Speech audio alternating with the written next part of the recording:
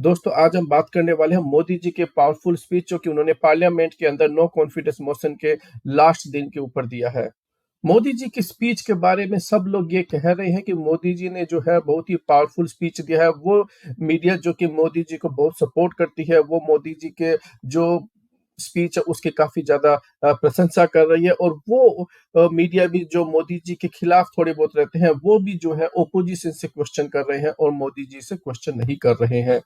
Media जो है opposition से ये क्वेश्चन कर रही है कि आप लोगों ने जो है अपना एजेंडा जो है नो कॉन्फिडेंस मोशन के अंदर जो है अच्छे तरीके से नहीं रखा, और जिसका भरपूर फायदा जो है मोदी जी ने उठाया अपनी स्पीच के अंदर, और कांग्रेस को है बहुत ही बुरी तरह से जो है उनके ऊपर अटैक किया और उनको एक तरीके से उनकी जो है बोलती बंद कर दी।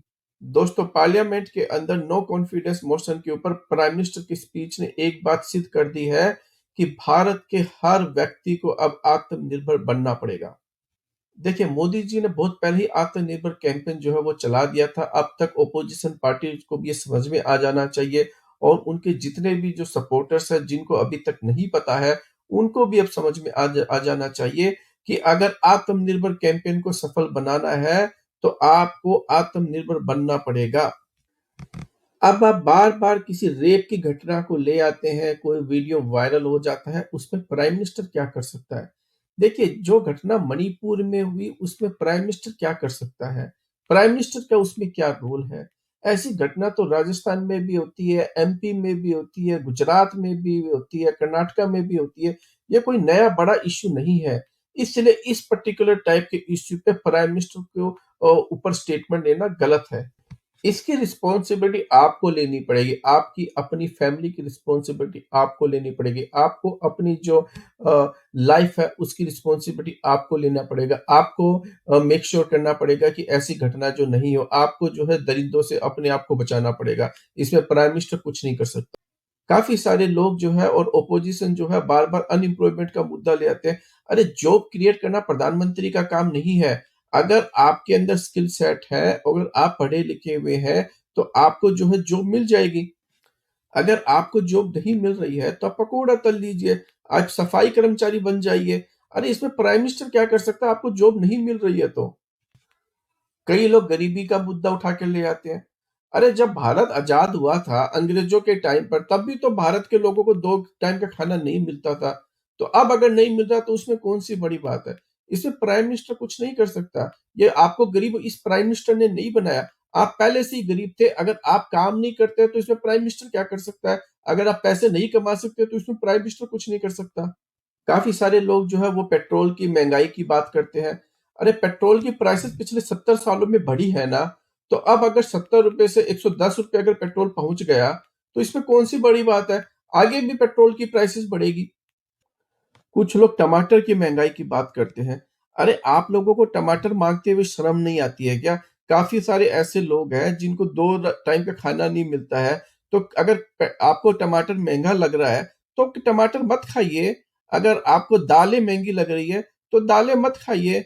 अगर आपको प्याज़ महँगा लग रहा है, तो आप प्याज़ मत खाइए।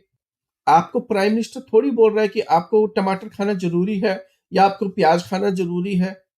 देखिए, काफ़ी सारे लोग जो है बिना सोचे-समझे अदानी को बीच में ले आते हैं। अदानी जी जो है बहुत सारा चंदा देते हैं ना इलेक्शन जीतने के लिए।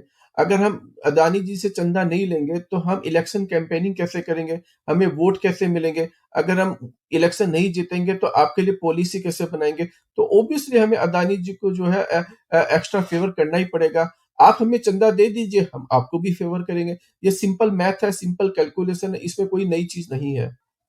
ये राहुल गांधी जो है मुझे बार-बार सूट-बूट की सरकार कहता है। लेकिन आप ये मत भूलिए मैंने बहुत मेहनत की है, मैंने बहुत सालों तक चाय बेची है, चाय बेचकर मैं प्राइम मिनिस्टर बना हूँ और अब मैं सूट-बूट पहनता हूँ तो इसमें गलत क्या है? आप जाइए पहले चाय बेचिए, पहले मेहनत कीजिए, उसके बाद में आप प्राइम मिनिस्टर बनिए, फिर आप सूट-बूट पहनिए। कई ऑपोजिशन के लीडर जो है मुझे ये कहते हैं कि मैं काम नहीं करता, मैं सिर्फ भाषण देता हूँ।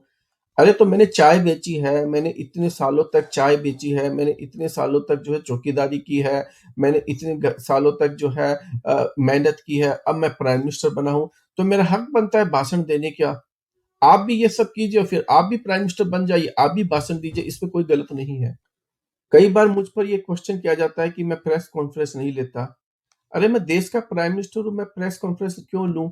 मनमोहन सिंह जी प्रेस कॉन्फ्रेंस करते थे, अटल बिहारी वाजपेयी जी प्रेस कॉन्फ्रेंस करते थे, दोनों इलेक्शन हार गए, देख लीजिए।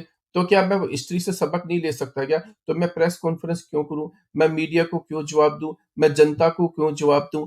थोड़ा तो हिस्ट्री से समझना चाहिए ना कि प्रेस कॉन्फ्रेंस करने से कोई फ़ायदा नहीं होता।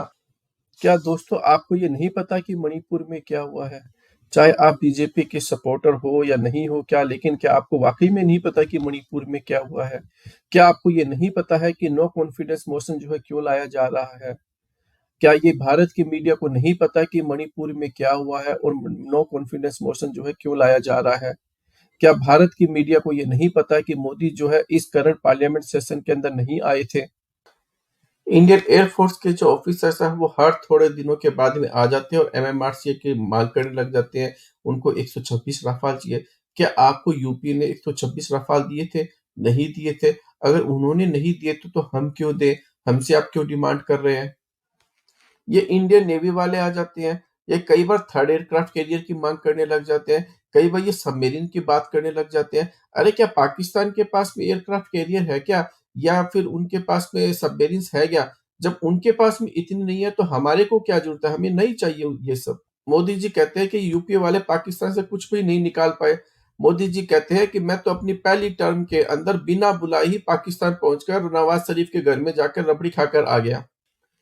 मोदी जी कहते हैं कि मैं ही देश का पहला प्राइम मिनिस्टर हूँ जिसके अंदर पठानकोट के अंदर जब पाकिस्तानी आतंकवादियों ने अटैक किया था, तो मैंने ही पहली बार पाकिस्तान के आईएसआई को अपने एयर बेस के अंदर एंटर करने दिया और उनसे इन्वेस्टिगेशन करवाई। दोस्तों, क्या आप लोगों को ये पता है कि ये पार्लियामेंट का सेशन चल रहा था और प्राइम मिनिस्टर जो है वो पार्लियामेंट के अंदर नहीं आ रहे थे। इसीलिए ऑपोजिशन जो है नो कॉन्फिडेंस मोशन लेकर आई सो दैट कि उनको फोर्स किया जाए कि वो मणिपुर के ऊपर बोले।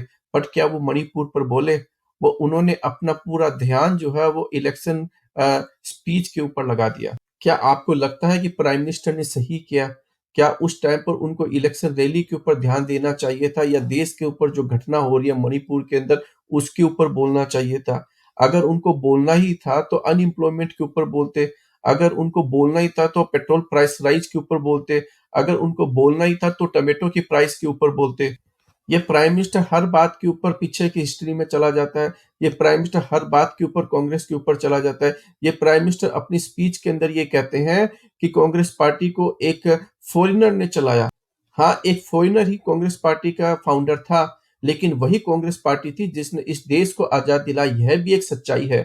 लोगों को ये नहीं भूलना चाहिए था कि भारत जो है कोई फूलों की कोई टोकरी नहीं थी। भारत के अंदर बहुत सारी समस्याएँ थी। भारत के हर प्रांत के अंदर कुछ न कुछ इश्यू थे, जिनका कांग्रेस पार्टी ने बहुत ही बखूबी से जो है उनको सोल्व किया है और भारत जो आज आप भारत देखते हो, ये कांग्रेस पार्टी ही की ही देन है। चाहे आप बीजेपी के सपोर्टर हो या आप बीजेपी के सपोर्टर नहीं हो, लेकिन आप अगर प्राइम मिनिस्टर से क्वेश्चन नहीं करेंगे, अगर आप प्राइम मिनिस्टर को फोर्स नहीं करेंगे कि इधर-उधर की बात छोड़ सिर्फ मुद्दे की बात कर, तो आपको केवल एक ही चीज़ मिलेगी, वो मिलेगा प्राइम मिनिस्टर का भाषण, जिसको वो बखूबी जानते हैं कैसे दिया जाता है और आप भाषण सुनते रहिए, खुश रहिए और ऐसा ही आपका चलता रहेगा। दोस्तों, आज की इस वीडियो में इतना ही। कृपया करके अपनी जो ओपिनियन है वो कमेंट सेक्शन में ज़रूर बताइएगा और हमारे वीडियो को लाइक कीजिए, शेयर कीजिए और सब्सक्राइब कीजिए।